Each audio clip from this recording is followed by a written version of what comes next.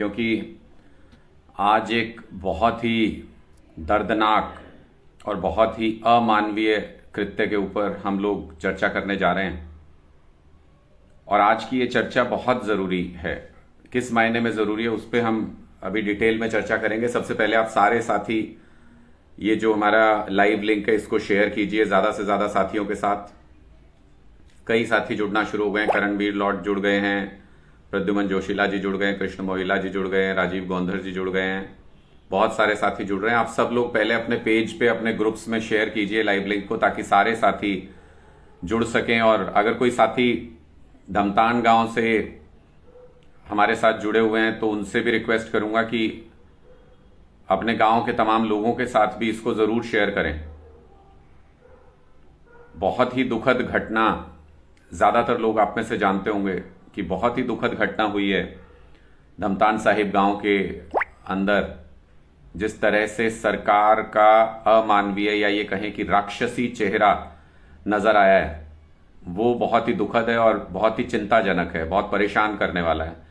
और इसलिए जब आज ये घटना के बारे में जब पता चला था मुझे, कल से मैं लगातार इसको फॉलो कर रहा हूं, तब से मुझे ये लगता है कि इन चीजों पे चर्चा होना बहुत ही ज्यादा जरूरी हो गया है कि क्या जो मूलभूत जरूरत की चीजें हैं जीवन की, उनके लिए भी हत्याएं, आत्महत्याएं, ये क्या आज के मॉडर्न समाज में, आज के नए समाज में क्या ये सब चीजें स्वीकार की जा सकती हैं?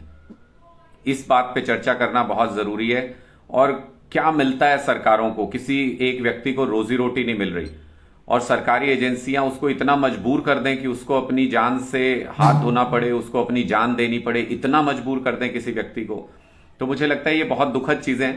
आप सारे साथी ज्यादा से ज्यादा शेयर करें इस लाइव टेलीकास्ट को, अपने सब साथियों के साथ शेयर करें ताकि सब लोग मिलके इस मुद्दे पे चर्चा कर सकें। प्रवीण बबेरवाल जी भी जुड़ गए हैं, डॉक्टर साहब भी जुड़ गए हैं, नरेश शर्मा जी जुड़ गए हैं, प्रवीण पुनिया जी जुड़ गए हैं। बहुत सारे साथी हैं जो जुड़ रहे हैं। इसको अपने अपने पेज पे शेयर कीजिए, इस लाइव ब्रॉडकास्ट को ज्यादा से ज्यादा शेयर कीजिए ताकि खूब सारे साथी इस चर्चा में शामिल हो सकें। और ये कुछ ऐसे महत्वपूर्ण मुद्दे हैं जिनके ऊपर चर्चा होना अब वक्त की डिमांड हो गया है। इसके ऊपर चर्चा होना बहुत ही जरूरी हो गया है, क्योंकि जब तक हम चर्चा करेंगे नहीं तब तक हम समझ ही नहीं पाएंगे कि ये सब चीजें होनी नहीं चाहिए थी, इन सब चीजों की कोई जरूरत नहीं थी। आशीष पासी जी भी जुड़ गए हैं, बादल जी जुड़ गए हैं, राजेश पुनिया जी जुड़ गए हैं, और भी साथियों को जोड़िए। सारे अपने जितने भी साथी हैं सब शेयर कीजिए अपने पेज पे, अपने ग्रुप्स में शेयर कीजिए। इस लाइव ब्रॉडकास्ट से सारे साथी जुड़े ताकि योगेश्वर शर्मा जी भी जुड़ गए हैं। देखिए, सबसे पहले हमको यह समझना चाहिए कि धमतान साहिब में हुआ क्या। आप देखिए, वहां पर लगातार ये शिकायत आ रही थी। मैं आज पंचायत को भी सुन रहा था, मैंने ऑनलाइन कुछ वीडियोस देखे, पंचायत में बहुत सारे साथी बोल रहे थे। प्रवीण फोर्ट जी लिख रहे हैं ये आत्महत्या नहीं मर्डर है। निश्चित तौर पे मर्डर है, इसमें कोई संदेह ही नहीं है, मर्डर है। आप किसी को अपनी जान देने के लिए मजबूर कर दीजिए, वो मर्डर से भी बुरा है। मर्डर में तो आप उस व्यक्ति को आप प्रेशराइज नहीं करते, मर्डर में तो उस व्यक्ति की सहमति नहीं होती, लेकिन आप किसी को इतना मजबूर कर दें कि उसको अपनी जान देनी पड़े, तो वो मुझे लगता है मर्डर से भी ज्यादा बुरा है।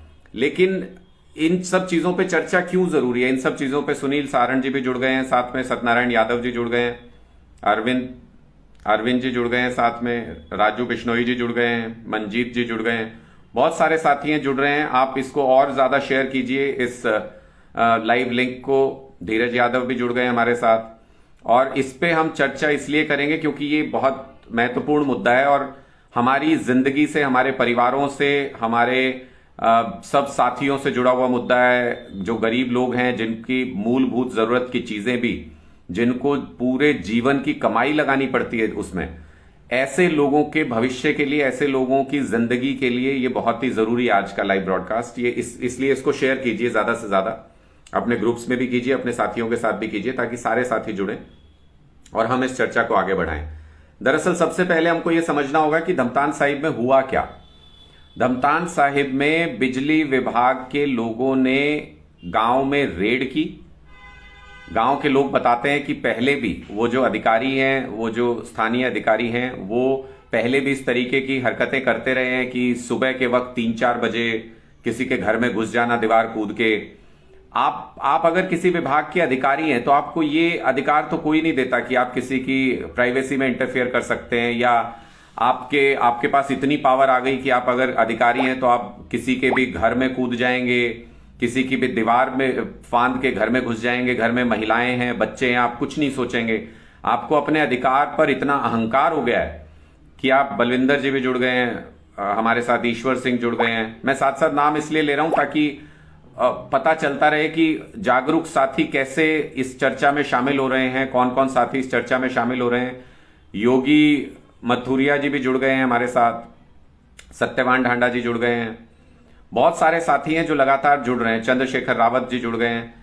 तो हम ये कह रहे थे कि धमतान साहिब में क्या हुआ कि वहां लोग लगातार ये कंप्लेंट कर रहे थे कि दादागिरी चल रही थी वहां बिजली विभाग के अधिकारियों की। आप किसी के भी घर में घुस जाइए, अगर कोई कुछ बोलेगा तो उसको कहिए कि वो बिजली चोरी कर रहा था, उस पर मोटा फाइन लगा दीजिए। वो उसका कोई रिड्रेसल का कोई तरीका नहीं है, कोई इन लोगों को प्रूफ देने की जरूरत नहीं होती है।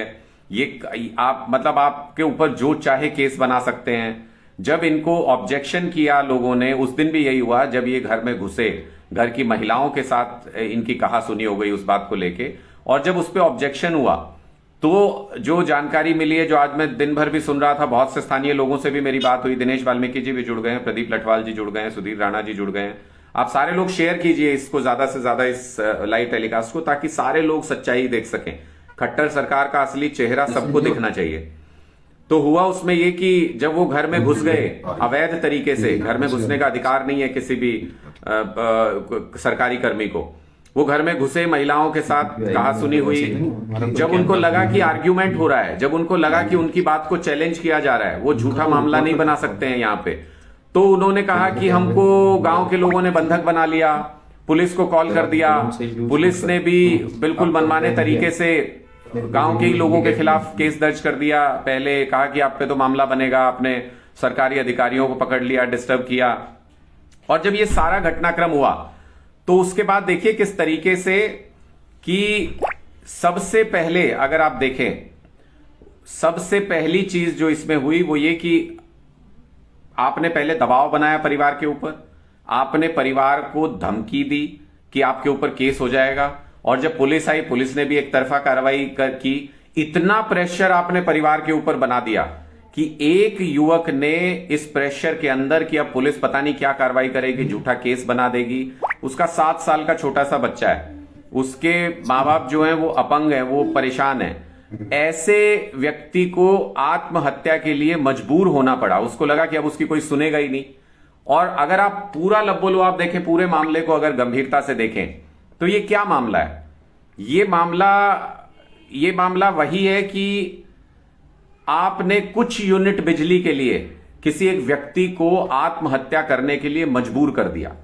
मतलब वो जो सरकारी दादागिरी है वो बिल्कुल इससे अलग रख दीजिए, वो जो अधिकारी मनमानी कर रहा है उसको बिल्कुल अलग रख दीजिए, वो जो दीवार फांद के किसी के घर में भी घुसने की हिमाकत कर रहा है उसको आप बिल्कुल अलग करके भी देखें तो पूरा मामला क्या बनता है। अगर जेन्युइनली भी अगर ये देखें कि वहां कुछ गड़बड़ भी हो रहा हो तो मामला क्या बनता है कि आपने कुछ यूनिट बिजली के लिए एक व्यक्ति को जान देने के लिए मजबूर कर दिया, आत्महत्या करने के लिए मजबूर कर दिया।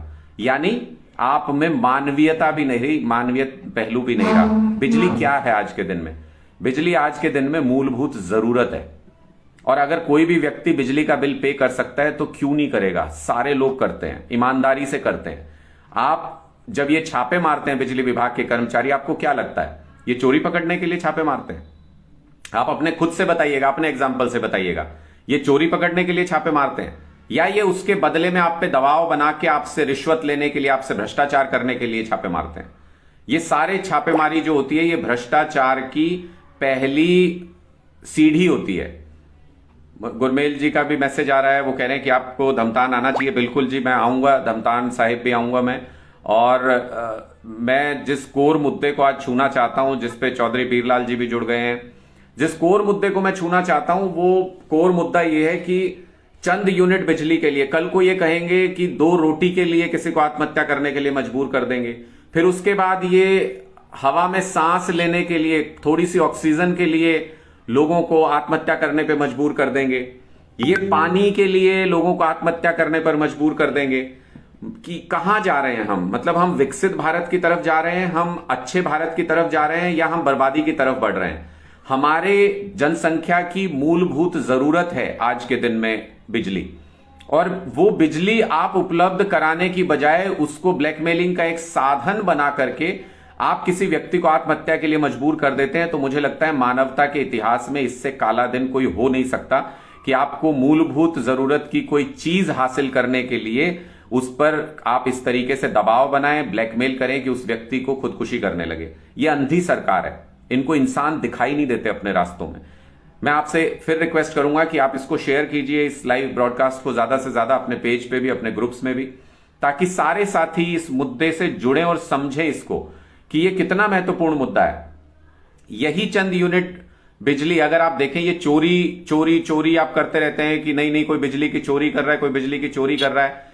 ये आपके बगल में लगती है दिल्ली। दिल्ली के अंदर गरीब आदमी को 200 यूनिट बिजली फ्री मिल रही है। उसको बिजली की कुछ यूनिट के लिए चोरी करने की जरूरत नहीं है। उसको कोई अधिकारी छापे मार के परेशान नहीं करता है वहां पे। आप थोड़ा सा अगर अपने दूसरी तरफ जाएंगे तो पंजाब के अंदर 50 लाख लोगों को, जो गरीब नीचे का जो तबका है, 50 लाख लोगों को 300 यूनिट बिजली फ्री का फायदा ले रहे हैं। 50 लाख लोग। ये मूलभूत जरूरत है आज के दिन में। जैसे हमको जीने के लिए पानी चाहिए, जैसे हमको जीने के लिए हवा चाहिए, उसी तरीके से हमको जीने के लिए आज के दिन में बिजली भी चाहिए। घर में बच्चे हैं, उनको पढ़ना है, घर में लोग हैं, उनको रहना है। जीवन की मूलभूत जरूरत बन चुकी है बिजली। और अगर सरकार मूलभूत जरूरत उपलब्ध नहीं करा सकती तो फिर उस सरकार को सरकार कहने का कोई फायदा नहीं है। आप देखिए, मैं गुरमेल नैन जी का मैसेज पढ़ रहा हूं, इसमें एक पहलू और भी है। उस भाई का खेत का ट्रांसफार्मर भी विभाग ने नहीं बदला, इसे लेकर भी भाई को विभाग डरा रहा था कि भाई अब तो केस हो गया आपके ऊपर, अब हम इसको नहीं बदलेंगे। बिल्कुल सही बात है। मैं यही कह रहा हूं कि ये जो सारे ये तिकड़म हैं। पुरुषोत्तम सरपंच जी कह रहे हैं कि हरियाणा के लोगों को अब जागने का समय आ गया। पंजाब और दिल्ली में बिजली, पानी, शिक्षा वर्ल्ड क्लास और मुफ्त है।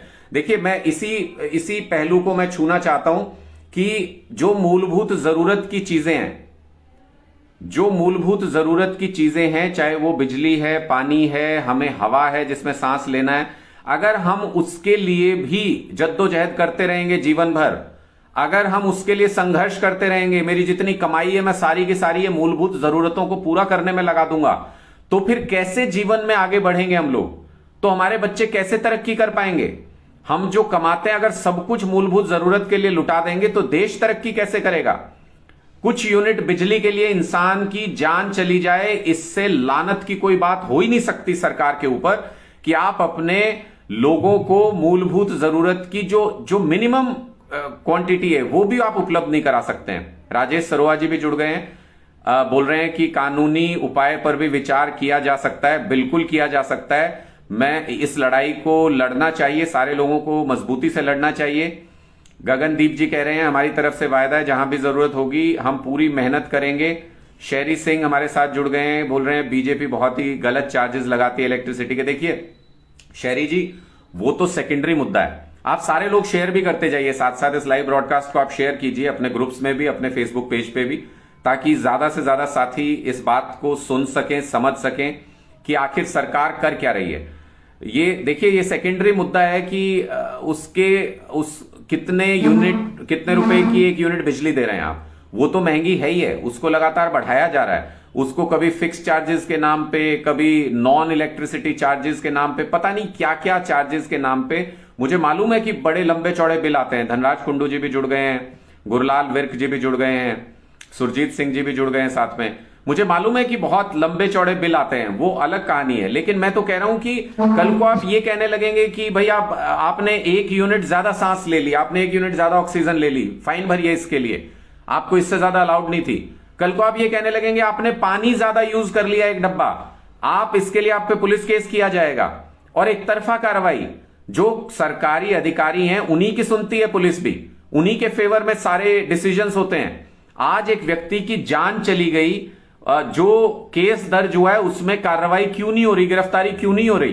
गांव के लोग भी आज के दिन में धमतान साहिब में बड़ी पंचायत बैठी हुई है, सारी पंचायत का बहुत मान सम्मान करते हुए मैं ये पूछना चाहता हूं, वो भी यही सवाल पूछ रहे हैं, पंचायत बैठी है वो भी यही सवाल पूछ रही है, भाई गिरफ्तारी क्यों नहीं हो रही?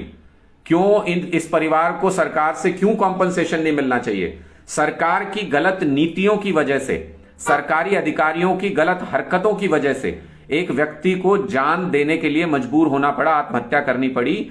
इससे बुरी बात क्या हो सकती है? इसकी सारी जिम्मेदारी सीधे सीधे सरकार की है। विक्रम सिंह जुड़ गए हैं, ईश्वर सिंह जुड़ गए हैं साथ में। गुरमेल नैन जी कह रहे हैं भाई जी आज किसी प्रशासन की तरफ से कोई मैसेज तक नहीं आया, सरकार को इतना गुमान हो गया, हम लोगों की कोई सुध नहीं है। देखिए मैं यही बात बोल रहा हूं कि एक राम रतन हुड्डा जी कह रहे हैं सर मेरे यहां किराए पर 20 परिवार रहते हैं, दिल्ली में किसी का बिजली का बिल नहीं आता, सारे गरीब परिवार हैं। आर के मिनाज जी कह रहे हैं गूंगी बहरी और अत्याचारी सरकार है। करण सिंह मदीना जी जुड़ गए हैं, कह रहे हैं एक तरफ दिल्ली है पंजाब है, मैं वही बात कर रहा था, करण सिंह जी अभी बता रहा था। कपिल सांगवान जी कह रहे हैं बिजली मंत्री भ्रष्ट हैं। ये करमवीर भूटर जी कह रहे हैं ये सरकार निकम्मी है। योगेश्वर शर्मा जी भी बोल रहे हैं कि इस सरकार में प्रदेश की गरीब जनता से कोई लेना देना नहीं सरकार को। ललित त्यागी कह रहे हैं ये खट्टर जी अब अदानी को हरियाणा का पूरा थर्मल देने की योजना बना रहे हैं।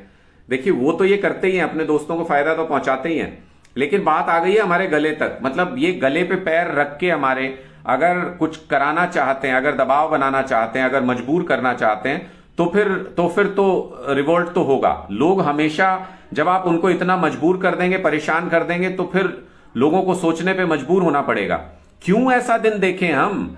क्यों इनके अधिकारियों के से हम वो हो जाएं, लिमिट हो जाएं किसी तरीके से कि इनके अधिकारियों का इतना दबाव हो हम पे कि हम 10 यूनिट बिजली इस्तेमाल कर रहे हैं, ये कुछ भी बहाना बना के कोई भी फोटो लगा के हमको ब्लैकमेल करेंगे, झूठा केस बना देंगे। क्यों नहीं मूलभूत जरूरत की बिजली मुफ्त दी जा सकती है सारे लोगों को?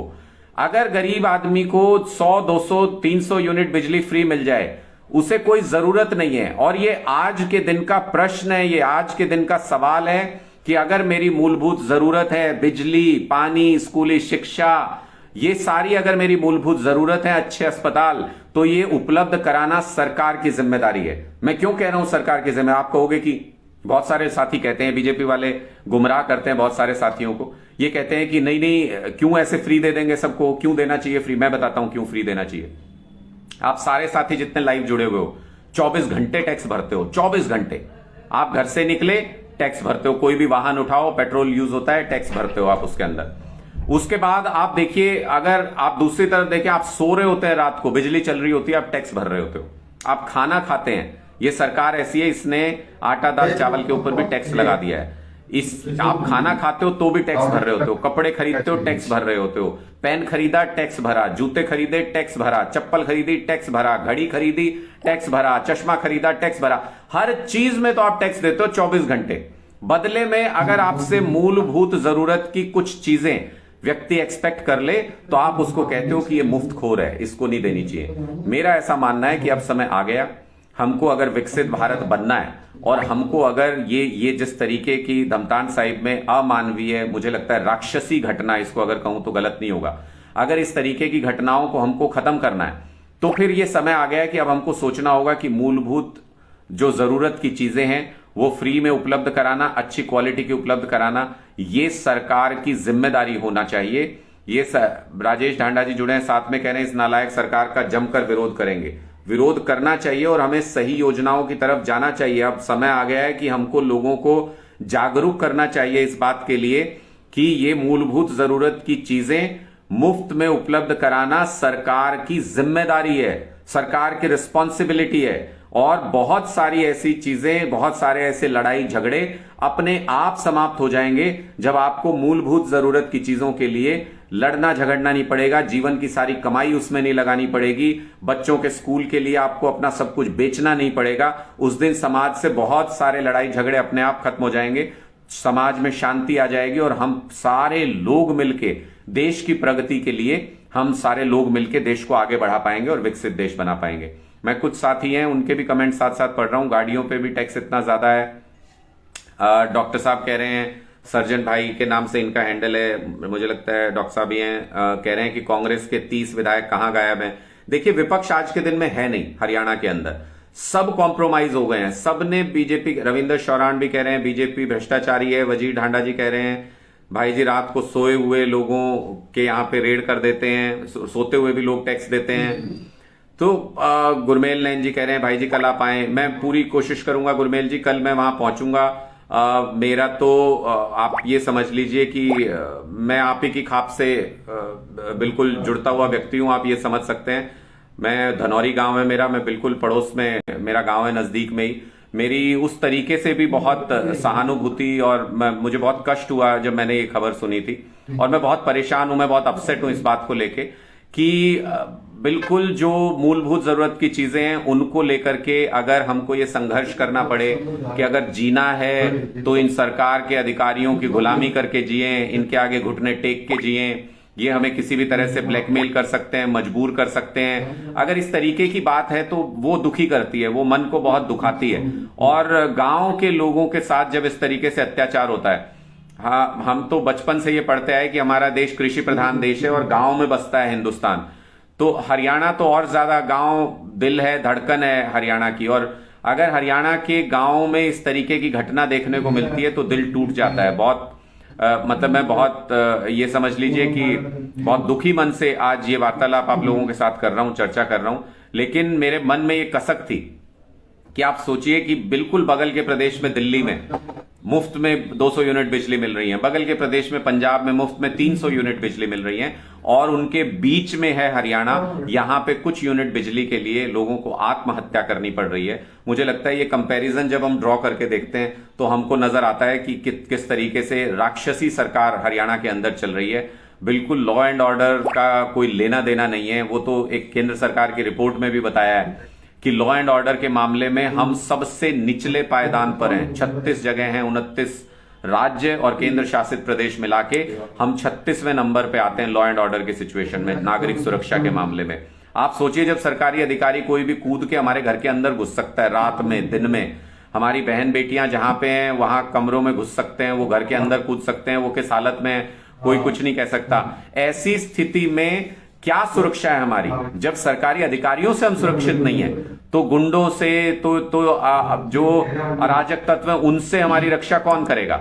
और जब हमें मूलभूत सुविधाओं के लिए सरकार के सामने घुटने टेकने पड़ रहे हैं, जब हमें मूलभूत सुविधाओं के लिए सरकार के सामने गिड़गिड़ाना पड़ रहा है, और अगर हम उनके सामने नहीं गिड़गिड़ाते हैं, उनको रिश्वत नहीं देते हैं, उनके भ्रष्टाचार का हिस्सा नहीं बनते हैं। बीके कौशिक जी जुड़े हैं, वो कह रहे हैं बिजली मंत्री का घेराव किया जाए। बीके कौशिक जी निश्चित तौर पे आपका ये सुझाव जरूर लेकर के, और आप हम सब मिलके, कौशिक जी हम सब मिलके संघर्ष को आगे बढ़ाएंगे और हम ये घेराव करेंगे।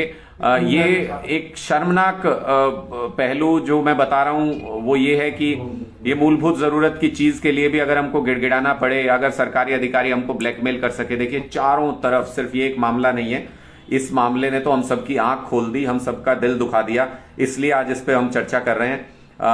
बिल्कुल मुझे लगता है कि जैसे परिवार में कोई हादसा हो जाता है उस तरीके की घटना हो रखी है मेरे साथ तो। लेकिन इसके अलग अगर इससे अलग भी आप देखें क्या रहे हैं गरीब लोग आज के दिन में पूरे देश में, या हरियाणा में खासकर बात करें तो आधे लोग बेचारे अपना फॉर्म भर के अपना परिवार पहचान पत्र में आय ठीक करा रहे हैं, आधे लोग उसके लिए परेशान हैं। फॉर्म भर के हजार लोग दफ्तरों के चक्कर काट रहे हैं। उससे पहले किसान सड़कों पे संघर्ष कर रहे थे, क्या कह रहे थे कि भाई हमें ये कानून नहीं चाहिए, और उनको कानून दे दिया जबरदस्ती। उससे पहले युवा परेशान थे, उनको फौज में कह रहे हैं 4 साल काम करके रिटायर हो जाओ। इस तरीके की हालत बना रखी है युवाओं की। विक्रम जी कह रहे हैं यहां बिजली आती नहीं। देखिए मैं ये आज एक ऐसा मौका है जिसमें हमको ये समझना चाहिए कि यहां पे बिजली आती भी नहीं है, उसके बावजूद थोड़ी सी बिजली के लिए, जरूरत की बिजली के लिए लोगों को आत्महत्या करनी पड़ रही है। बगल के दोनों प्रदेशों में बिजली की हालत हरियाणा से कहीं ज्यादा अच्छी है। दिल्ली के अंदर तो एकमात्र जगह है जो 24 घंटे जहां बिजली उपलब्ध होती है, उसके बावजूद जो मूलभूत जरूरत की बिजली है वो दोनों जगह पे फ्री मिल रही है। तो मुझे लगता है कि ये आज एक लोगों के सामने एक प्रश्न है, दुख के मौके पे ही सही हमको ये जरूर चर्चा करनी चाहिए अपने लोगों के बीच में। केडी भाई जुड़ गए हैं, कह रहे हैं आम जनता आत्महत्या को मजबूर है और सरकार सत्ता के नशे में चूर है। कहते थे ना अच्छे दिन आएंगे, बताओ जरा अच्छे दिन और कितनी दूर हैं। तो केडी भाई ने बिल्कुल कलाकार हैं, उन्होंने उसी जुबान में बहुत अच्छे से इस बात को कह दिया। अच्छे दिन नहीं आने वाले हैं केडी भाई, कभी नहीं आने वाले। अगर इनको अच्छे दिन कहते हैं कि जिसमें हमारे घर में कोई भी सरकारी अधिकारी कूद के घुस सकता है, हमारी माँ बहन बेटी के साथ छेड़छाड़ करने वाला व्यक्ति सरकार में मंत्री बना बैठा है, हमारे छात्र छात्राएं परेशान हैं, अगर वो अपनी आवाज उठाते हैं तो एमडीयू में मुख्यमंत्री जी बोल रहे थे, छात्राओं ने अपनी आवाज उठाई कि आप वादा करके गए थे बसें देने के लिए, आपने बसें नहीं चलाई, तो मुख्यमंत्री जी क्या कहते हैं, इनको बाहर निकालो यहाँ कार्यक्रम से, और उनके खिलाफ एफआईआर दर्ज करा दी, केस करा दिए उनके खिलाफ। तो मुझे लगता है कि बहुत ही शर्मनाक स्थिति में हरियाणा पहुंच चुका। अगर हमको अपनी अगली जनरेशन्स के लिए सोचना है, अगर हमको अपनी अगली पीढ़ियों के लिए सोचना है, तो हमको इससे बाहर निकालना होगा हरियाणा को, ये हमारी जिम्मेदारी बनती है। और इसलिए मैं आप सबसे अनुरोध करता हूं कि इन मुद्दों पे लोगों को सेंसिटाइज कीजिए, इन मुद्दों के ऊपर सरकार को चर्चा करने के लिए मजबूर कीजिए। जाति पाति मजहब इन सब चीजों से दूर हटके अब हमको इन मुद्दों के ऊपर लोगों से बात करनी होगी, लोगों के बीच चर्चा करनी होगी। धमतान साहिब भी जो भी साथी साथ देने के लिए वहां पे पहुंच सकते हैं, ये जायज हक की लड़ाई है कि अगर किसी को सरकारी अधिकारियों ने मजबूर किया आत्महत्या करने के लिए तो उनके खिलाफ केस भी होना चाहिए, गिरफ्तारी भी होनी चाहिए। और ये परिवार कॉम्पनसेशन का 100% अधिकारी है, इनको कॉम्पनसेशन मिलना चाहिए, क्योंकि सरकार की जिम्मेदारी मूलभूत सुविधाएं उपलब्ध कराना, उसके बदले में सरकार इनको मौत दे रही है।